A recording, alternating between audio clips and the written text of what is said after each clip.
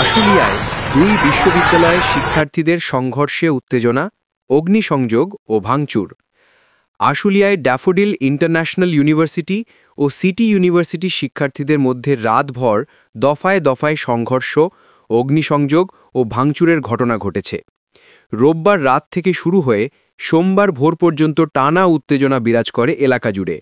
স্থানীয় সূত্রে জানা যায়, ক্যাম্পাস সংলগ্ন এলাকায় দুই বিশ্ববিদ্যালয়ের শিক্ষার্থীদের মধ্যে তুচ্ছ একটি ঘটনাকে কেন্দ্র করে কথা কাটাকাটি শুরু হয়।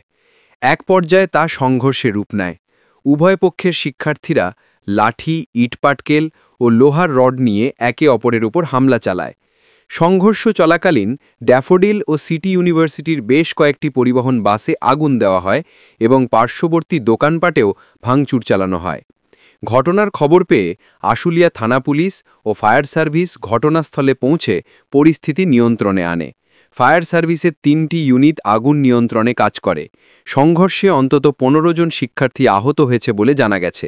তাদের মধ্যে কয়েকজনকে সাভারের এনাম মেডিকেল কলেজ হাসপাতালে ভর্তি করা হয়েছে। পুলিশ জানিয়েছে, বর্তমানে পরিস্থিতি নিয়ন্ত্রণে রয়েছে এবং এলাকায় অতিরিক্ত পুলিশ মোতায়েন করা হয়েছে। ঘটনাটি তদন্ত করে দোষীদের বিরুদ্ধে কঠোর ব্যবস্থা নেওয়া হবে বলে জানিয়েছে প্রশাসন। ধন্যবাদ প্রিয় দর্শক।